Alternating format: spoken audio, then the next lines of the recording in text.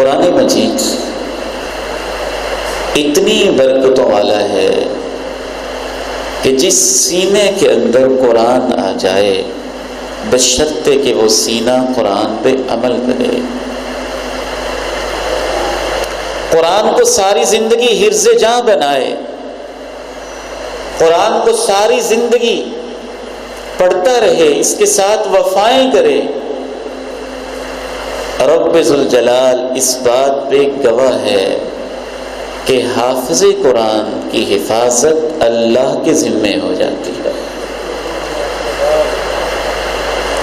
اس کو عزت دینا اللہ کے ذمے ہو جاتا ہے۔ آج M Phil P H D لوگ بیچارے ملازمت کے لیے مارے پھر رہے۔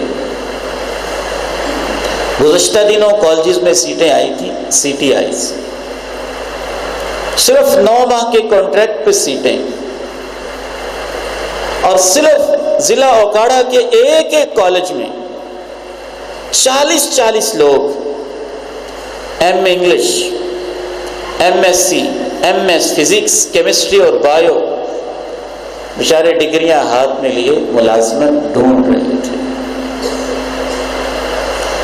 لوگ ہم سے پوچھتے ہیں حافظ قرآن کا بعد میں سکوپ کیا ہوتا ہے؟ اللہ کے بندو، اس کو تو سکوپ کے لیے پڑھتے ہی نہیں ہے، اس کو تو ملازمت کے لیے پڑھتے ہی نہیں ہے، تم نے تو اس کا مقصد ہی نہیں سمجھا، اس کو تو آخرت کے لیے پڑھتے ہیں۔ دنیا میں سکوپ اللہ خود بناتا ہے،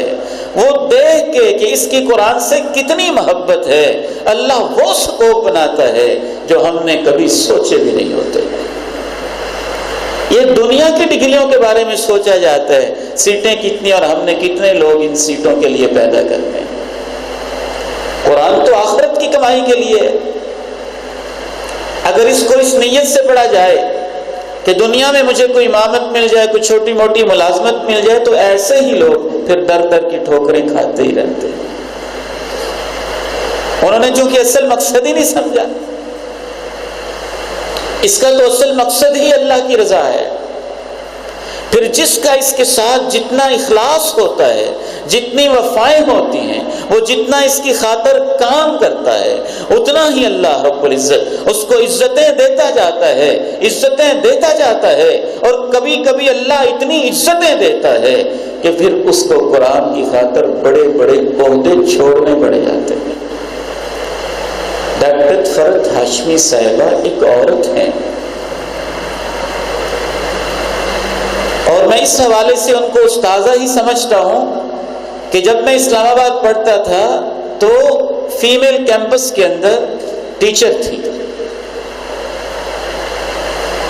یونیورسٹی کے بڑے گریڈ کے اوپر فائز تھی۔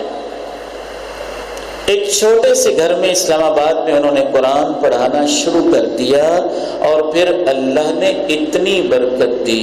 کہ یونیورسٹی کی پروفیسرشپ بھی ان کو چھوڑنی پڑی،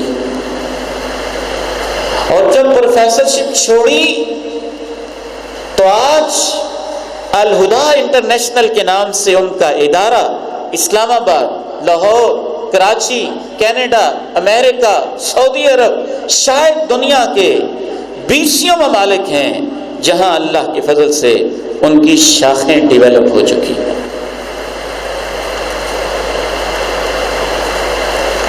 یہ قرآن کی برکت ہوتی ہے۔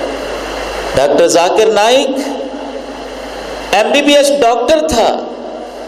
لیکن جب وہ قرآن اور اس کی تعلیمات کی طرف آیا تو اسے اپنا وہ پروفیشن بھی چھوڑنا پڑا۔ ایسی 20 مثالیں میں آپ کو دے سکتا ہوں، لیکن یہ ان لوگوں کے لیے ہوتا ہے جو قرآن کے ساتھ جتنے زیادہ مخلص ہوتے ہیں، اللہ اتنا ہی ان کے لیے اس دنیا میں اور آخرت میں خود اللہ کی طرف سے اسکوپ بنتا ہے۔